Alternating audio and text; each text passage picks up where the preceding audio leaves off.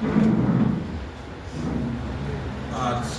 या कार्यक्रमासाठी उपस्थित असलेले आपल्या संभाजीनगरचे खासदार संदीपांजी घुमरे साहेब, विलासबापू आमदार विलासबापू घुमरे साहेब, राजू नाना, राजू काका व जमलेले सर्व मान्यवर. आता आहे प्रचाराची धामधूम आहे, त्याच्यामुळे मी काही जास्त बोलत नाही. 2 मिनिटांमध्ये माझं मनोगत व्यक्त करतो. मी ह्या कॉलेजमध्ये 1 वर्ष इथं आलो, प्रतिष्ठानमध्ये 1 वर्ष मी राहिलो. खरोखर इथलं वातावरण सर त्यावेळेस वल्ले सर होते, त्याच्यानंतर शास्त्री सर होते, एक श्रॉफ सर होते, बरोबर वल्ले सर.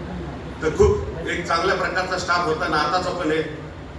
आणि माहिती मला आहे तुमच्या कॉलेजबद्दल, सर्व तात्या माझ्या बरोबरच असतात नेहमी, सर्व माहिती मला मिळते.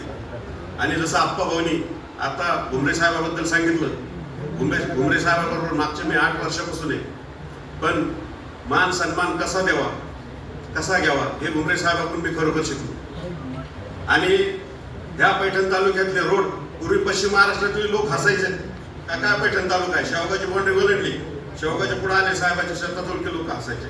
पण आता अशी परिस्थिती आहे की ते लोक सुद्धा तोंडात बोट घालतात का हा घुमरे साहेबाचा कसा चौफेर विकास आहे. बरोबर कुठे तुम्ही तालुक्यात जा, कुठे जा, रोड पहा, गावात पहा, गटारी पहा, नाली पहा, कुठं तुम्हाला दिसणार नाही. सर्व कॉन्क्रीट सिमेंटीकरण झालेले आहे. तर त्याकरता मी सांगतो की आपण इथे कुठं साहेबाचा जर स्पीड 100चा असला तर बापूंनी 140चा स्पीड पकडलेला आता. एवढ्या कमी वयामध्ये विधानसभेमध्ये बोलताना त्यांचं जर प्रश्न उत्तर तासात तुम्ही बघितलं तर खरोखर बापू तुमचं कौतुक करण्यासारखं आहे. आणि आता 1 वर्ष झाले बापू, पण तुम्ही खूप निधी पैठण तालुक्यासाठी सुद्धा पाठपुरावा केलेला आहे.